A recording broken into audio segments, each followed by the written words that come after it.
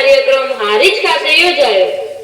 પાટીદાર સમાજના 5 ગામ સંદેર, મણુદ, પાંડુ, વાલમ, બાલીસણા ગામનો વડીલ વંદના કાર્યક્રમ યોજાયો હતો.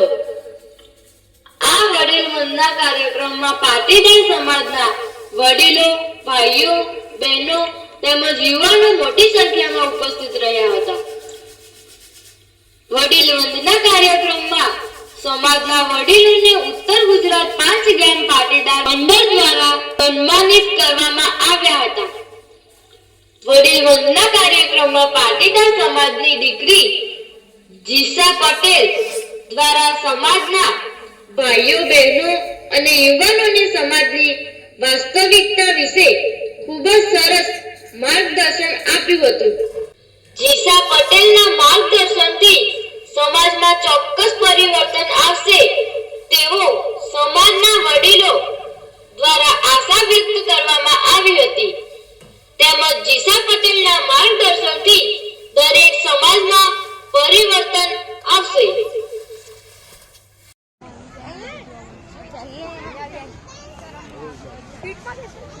કેમ છો બધા? મજામાં જશો, કારણ કે તમને ગમતા હોય એવા બધા જ તમને અહીંયા મળી ગયા હશે. અત્રે ઉપસ્થિત તમામ નાના અને મોટાને મારા વંદન, કેમ કે આપણે આપણો કિંમતી સમય કાઢીને અહીંયા આવ્યા છીએ. ગઈ વખત ખૂબ જ પ્રેમથી તમે મને વખાણેલી, એટલે આ વખતે ફરી હિંમત થઈ. થેન્ક યુ ભરત દાદા, મારા પર વિશ્વાસ કરવા બદલ. તમે મને કેમ વખાણેલી? કારણ કે હું સારું બોલેલી અને તમને ગમતું બોલેલી, પણ આ વખત હું તમને નહીં ગમું. વડીલોને હાથ જોડીને વિનંતી છે કે તમે મારો ટાર્ગેટ નથી, એટલે માફ કરજો. હું આપણા રોજિંદા જીવનની જ વાત કરીશ. અત્યારે સમાજમાં શું ચાલે છે કહો? આને પકડો પકડો, આગળ ના જોવું જોઈએ. અરે એમ કેમ આગળ જોતો રે? પકડો પકડો. બસ આ જ વૃત્તિ ચાલે છે.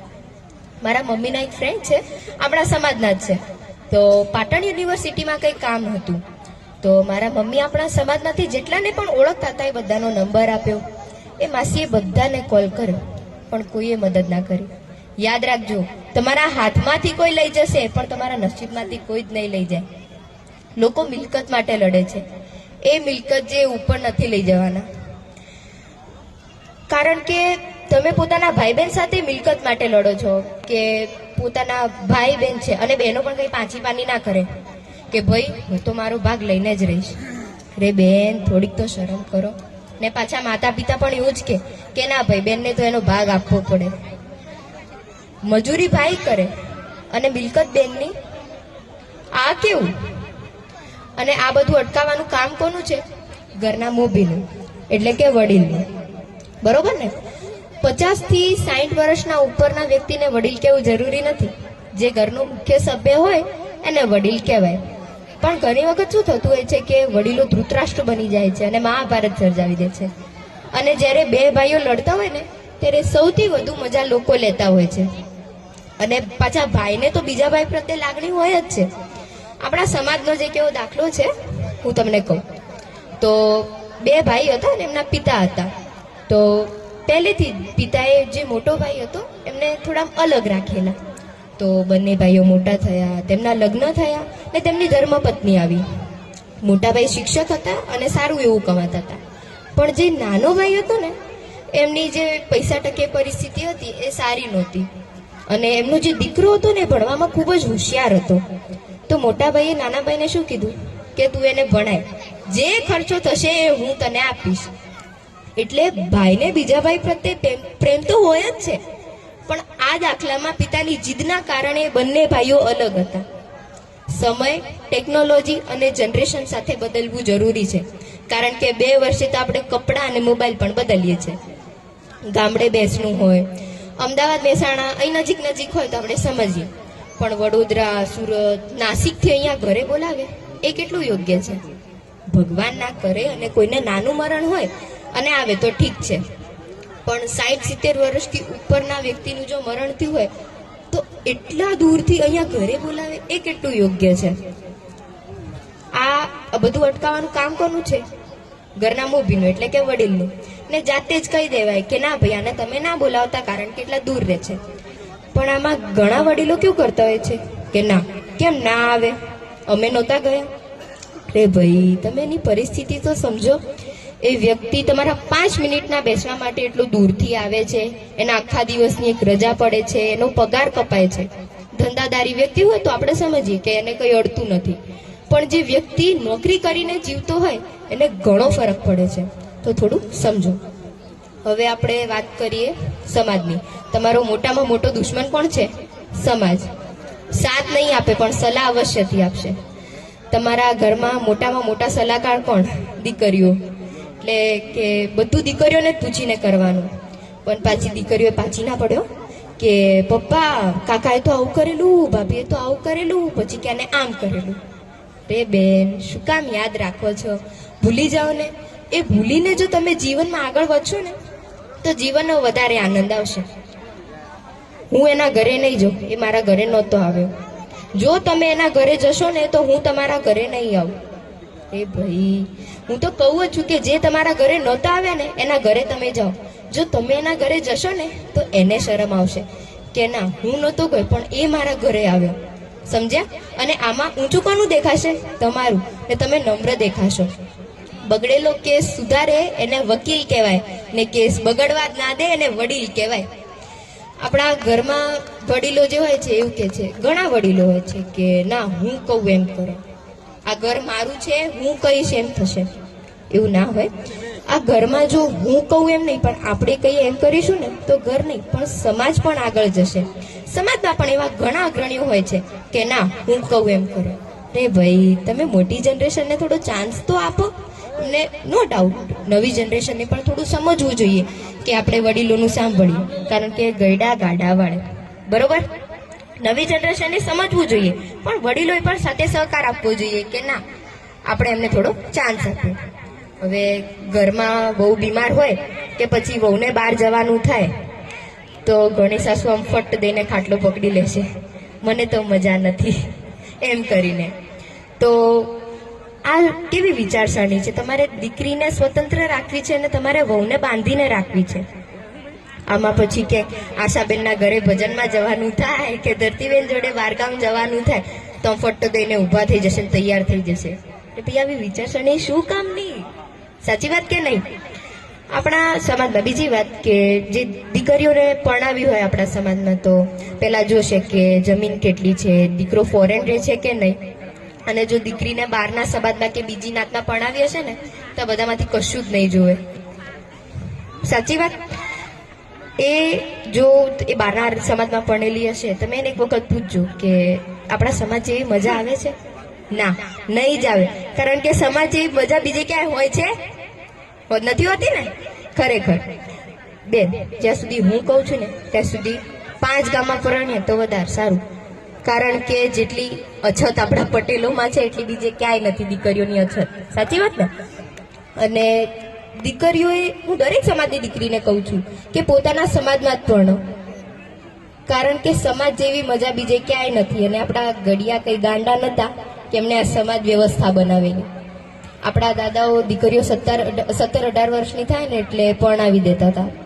પણ હવે તો અત્યારના સમયમાં શું ચાલે છે કે ના, હજુ ભણે છે એવું જ કરીને દીકરીઓ બહારના સમાજમાં ભણે છે.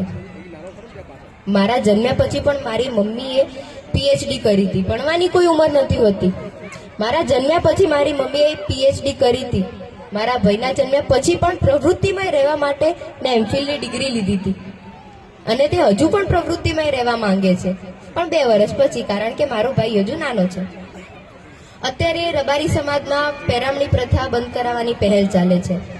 બીજું કંઈ નહીં પણ આપણા સમાજના જે આ શીખનો રિવાજ છે ને એ બંધ કરાવી દઈએ ને તો ઘણું સારું. કારણ કે પ્રસંગવાળાને એ પ્રસંગ કરતાં શીખની વધારે ચિંતા હોય છે. એ 10-20 રૂપિયાની કોઈ કિંમત નથી હોતી, પણ પ્રસંગવાળાને જો કોઈને શીખ રહી જાય ને તો રામાયણ થઈ જાય છે. એ તમને હંમેશા સંભળાય કર, મને તો શીખ નથી મળી, મને તો શીખ નથી મળી. તો આ રિવાજ આપણે જો ફેરવી દઈએ કે બંધ કરાવી દઈએ ને તો ઘણું સારું. બીજી એક વાત, મેં ગઈ સાલે પણ કીધું હતું કે લાંબા જોડે ટૂંકો જાય, મરે નહીં તો માંદો થાય. પ્રી વેડિંગ શૂટ કે બેબી શાવર શૂટ આ બધું બંધ થઈ જવું જોઈએ. તમારા પિતા સામે તમે બેબી શાવર શૂટના જે ફોટોઝ હોય છે એ મૂકો, એ કેટલું યોગ્ય છે? આપણે એ પિતા સામે એટલું યોગ્ય ના લાગે. ખરેખર ને, તમે વિચારો એક વખત. આપણે આમાં બાળકો કરતા છે ને માતા પિતાનો પણ ઘણો વાંક હોય છે કે એમને પોતાના બાળકોને સમજાવી દેવું જોઈએ કે ના, ફોટોશૂટ નથી કરાવવાનો. એ કરશે, વધીને શું કરશે? લગ્ન તો કરવાના જ છે. શું કરશે? 2 દિવસ મોઢું ચડાવશે. એનાથી વધારે કંઈ કરવાના છે ના. પણ આમાં ઘણા માતા પિતા કેવા હરખ પદુડા થઈને મેં તો 2 લાખનું પ્રી વેડિંગ શૂટ કરાયું. આને વેસ્ટ ઓફ મની કહેવાય. મને ખબર છે આજે હું કોઈને નથી ગમવાની, પણ આ સમાજની વાસ્તવિકતા છે ને તમારે સ્વીકારવી જ પડશે. હમણાં અમારા બાજુમાં મારવાડીના લગ્ન હતા, તો મેં ત્યાં જોયું કે એક પણ દીકરીએ સ્લીવલેસ નહોતું પહેરેલું અને દરેક વહુએ માથે ઓઢેલું. કે આપણે માથે ના ઓઢીએ તો કંઈ નહીં, પણ જ્યાં આપણે સ્લીવલેસ પહેરીએ છીએ કે પછી સાડીનો જે પટ્ટો અડધો નાખીએ છીએ એ બધું તો ના કરીએ. એ આપણને કેવું લાગે? આપણને શોભે જ નહીં. આપણી ભારતીય સંસ્કૃતિ આખા વિશ્વમાં જૂનામાં જૂની સંસ્કૃતિ છે. લોકો વિદેશથી આપણી વિરાસત જોવા અહીંયા આવે છે અને આપણે છે કે વિરાસત એ સંસ્કૃતિને આપણે ભૂલાવતા જઈએ છીએ. તો એ કેટલું યોગ્ય છે? આપણા પટેલોમાં જે મતલબ પેલા દરબાર હોય એ લોકો આપણા કરતાં ઘણા પૈસાદાર હોય છે, તો પણ એમની બેન દીકરીના લગ્ન ને તમે જોજો એમનું એક અંગ નહીં દેખાતું. અત્યારે ફેશન એટલે અંગ પ્રદર્શન જેવું થઈ ગયું છે. તો આ ના કરીએ તો ઘણું સારું. સમાજમાં છે ને એક નવતર પ્રયોગ કરવા જેવો છે. ચલો અત્યારે જ કરીએ, થોડી વધારે મજા આવશે. તમારા બાજુમાં કોઈ પણ બેઠું હોય, તમે જાણો છો નથી જાણતા, એને એક વખત પ્રેમથી ગળે લગાડો. લગાડો. ખૂબ જ સરસ, ખૂબ જ સરસ. તમને આત્મીયતા લાગશે. લાગી આત્મીયતા? તો આ જ આત્મીયતા આપણે આપણા પોતાના જે હોય છે એમની સાથે કેમ નથી રાખતા? અત્યારની આ દોડધામ ભરી જિંદગીમાં આપણે એકબીજાને ભૂલાવતા જઈએ છીએ. આપણી પાસે એકબીજા માટે સમય જ નથી હોતો. સાચી વાત ને? તો આ આત્મીયતા આપણે જાળવીશું, એનું ધ્યાન રાખીશું. હવે હું જ શરૂઆત કરું મારી મમ્મીને ગળે મળીને. આભાર.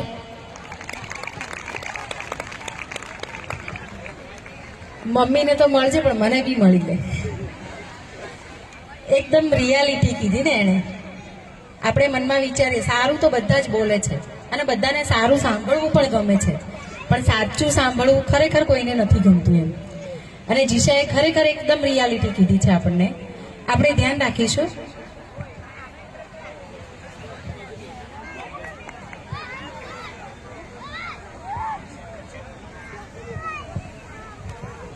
જીસાએ જે વાત કરી આપણી સમાજની વાસ્તવિકતા છે, એમાં એક સેન્ટેન્સ એડ કરવા માંગુ છું કે જે કર્મ મારું મારું હોય છે એમાં હંમેશા મહાભારત હોય છે, અને જે કર્મ તમારું કે આપણું હોય છે એ કર્મ રામાયણ હોય છે. એ રામાયણ એટલે કે ઘણા પરિવાર સાથે મળી અને સાથે સુખ સંપત્તિ જીવે છે અને એ પરિવાર આગળ વધે છે. જે કર્મ મારું થાય છે એ હંમેશા ઝઘડાના કારણે એ પરિવાર કંઈક ને કંઈક